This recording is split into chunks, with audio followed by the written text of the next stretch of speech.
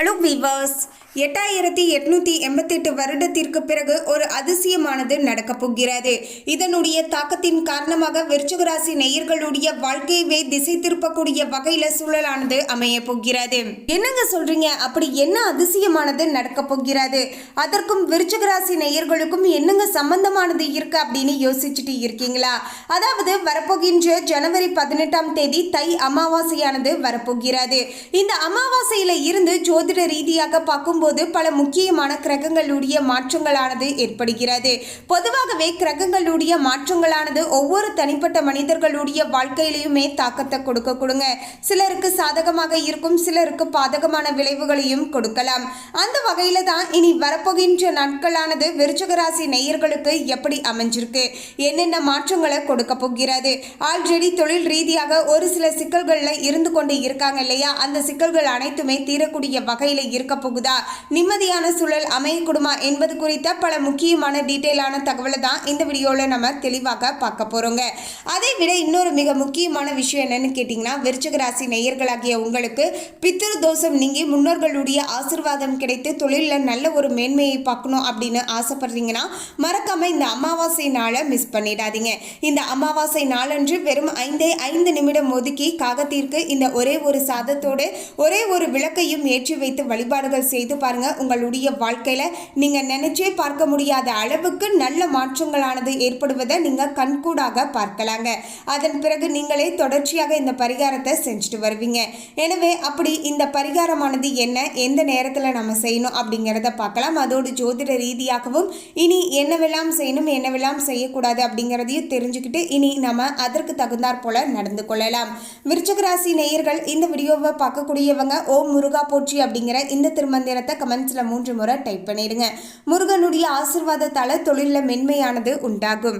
அதுக்கு முன்னாடி இன்னும் நம்ம சேனலை சப்ஸ்கிரைப் பண்ணலனா சப்ஸ்கிரைப் பண்ணிடுங்க. அப்படியே பக்கத்தில் இருக்கக்கூடிய பெல் ஐகானையும் பிரஸ் பண்ணிடுங்க. வாங்க வீடியோக்குள்ள போகலாம். 18/1/2025 வரப்போகின்ற ஞாயிற்றுக்கிழமையில இருந்து தான் இந்த ஒரு அமாவாசையானது தை அமாவாசையாக அமைஞ்சிருக்குங்க.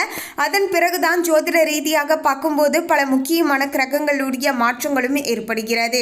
இந்த கிரக மாற்றங்களை வைத்து தான் பார்த்தீங்கன்னா வரப்போகின்ற பிப்ரவரி 14ஆம் தேதிக்குள்ள நிச்சயமாக விருச்சிக ராசி நேயர்களுடைய வாழ்க்கையில இதெல்லாம் ஜோதிட ரீதியாக நடந்தே தீரும் என்றும் கணிக்கப்பட்டு இருக்கிறது. விருச்சிக ராசி நேயர்களே, விருச்சிக ராசி மற்றும் விருச்சிக லக்னத்தில் பிறந்து இருக்கக்கூடியவர்களுக்கு இனி வரப்போகின்ற நாட்களானது அற்புதமான காலகட்டமாக அமைஞ்சிருக்கு அப்படின்னு சொல்லலாங்க.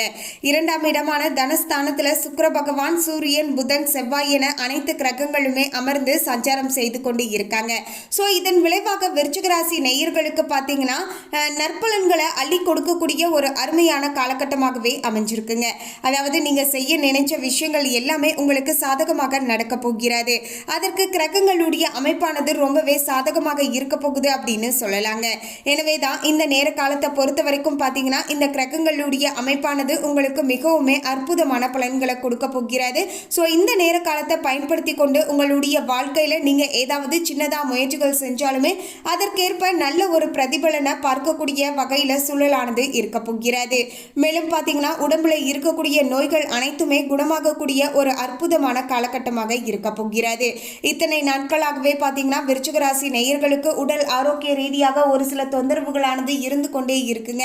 நாங்கள் எத்தனையோ மருத்துவமனைக்கு போயிட்டு வந்துட்டேன். அப்போவுமே அந்த பிரச்சனையானது முழுமையாக எனக்கு ஒரு தீர்வானது கிடைக்காம அந்த பிரச்சனையானது தொடர்ந்துகிட்டே இருக்கு. எத்தனை நாட்களுக்கு நான் மாத்திரை சாப்பிட்றது அப்படின்னே தெரியல. இந்த ஒரு பிரச்சனைக்கு தீர்வுமே இல்லாம இருந்துட்டு இருக்கு அப்படின்னு புலம்பிட்டு இருந்தீங்க இல்லையா? அப்படிப்பட்ட நோய் பிரச்சனைகள்ல இருந்து இப்போது பாத்தீங்கன்னா நீங்க குணமாகி வரக்கூடிய அளவுக்கு சூழலானது திருப்திகரமான முறையில பாத்தீங்கன்னா விருச்சிக ராசி நேயர்களுக்கு அமைஞ்சிருக்கு அப்படின்னு சொல்லலாங்க. மேலும் விருச்சிக ராசி நேயர்கள் பாத்தீங்கன்னா இந்த ஒரு அமாவாசை நாளையும் மிஸ் பண்ணிடாதீங்க. இந்த அமாவாசை நாட்கள்ல நீங்க இப்படி எளிமையாக இந்த பரிகாரத்தை செய்து கொள்வதன் மூலமாக ஆரோக்கியத்துல முன்னேற்றமும் தொழில முன்னேற்றமும் உங்களுக்கு நிச்சயமாக அமைய கொடுங்க. பொதுவாகவே பார்த்தீங்கன்னா மாதந்தோறும் அமாவாசையானது வந்தாலுமே வருடத்தில் 3 அமாவாசை ரொம்ப ரொம்ப முக்கியமான அமாவாசை அப்படின்னு சொல்லுவாங்க. ஒன்று பார்த்தீங்கன்னா ஆடி அமாவாசை, புரட்டாசி அமாவாசை என்று சொல்லக்கூடிய மகாலய அமாவாசை, அடுத்து தை அமாவாசை.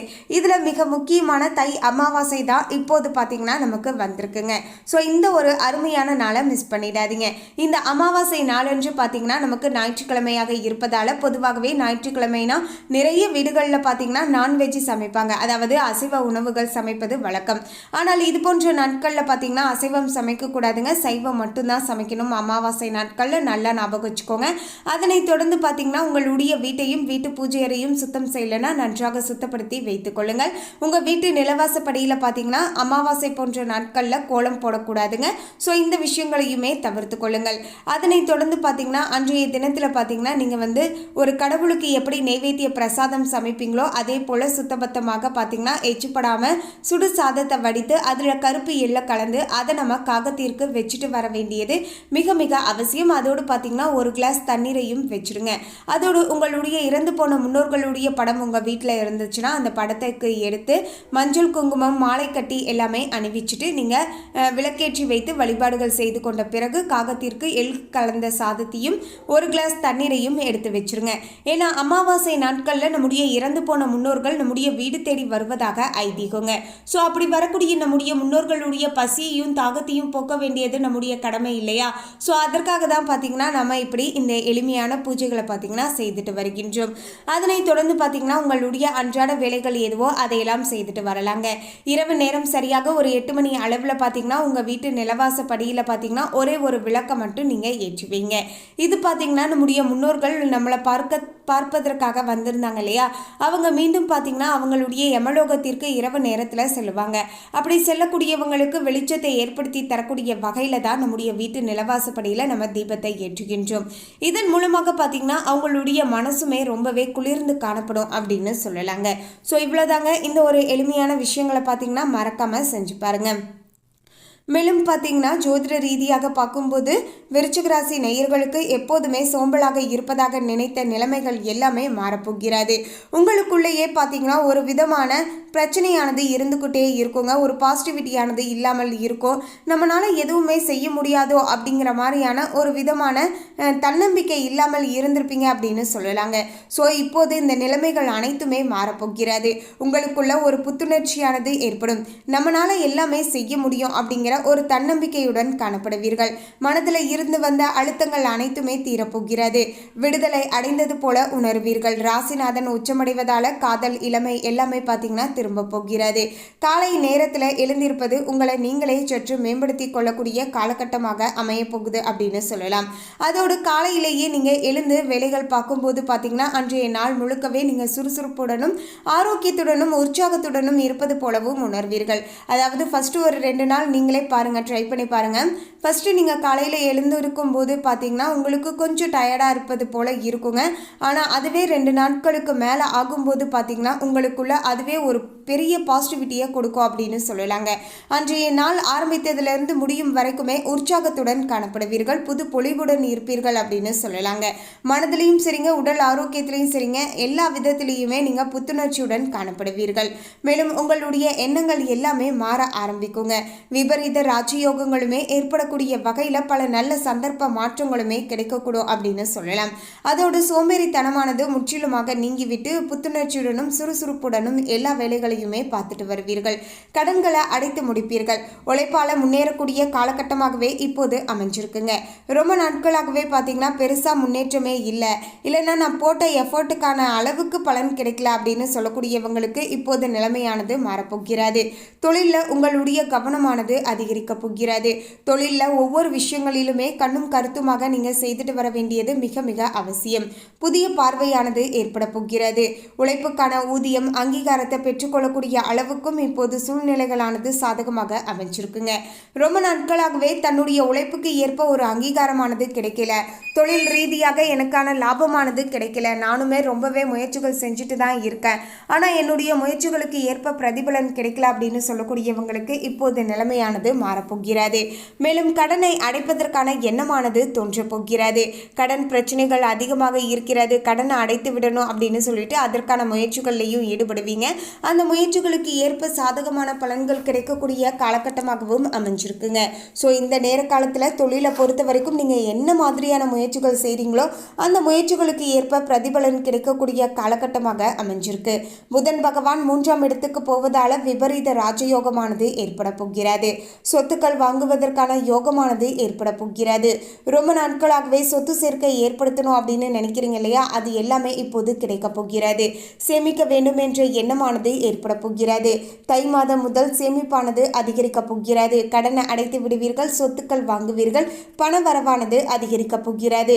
ரொம்ப நாட்களாகவே பார்த்தீங்கன்னா சொல்லுவாங்க இல்லையா, ஒரு பழமொழி இருக்கு இல்லையா, தை பிறந்தால் வழி பிறக்கும் அப்படின்னு. அது உண்மையாலுமே விருச்சிக ராசி நேயர்களுக்கு சாதகமாகி அமைஞ்சிருக்கு அப்படின்னு தாங்க சொல்லணும்.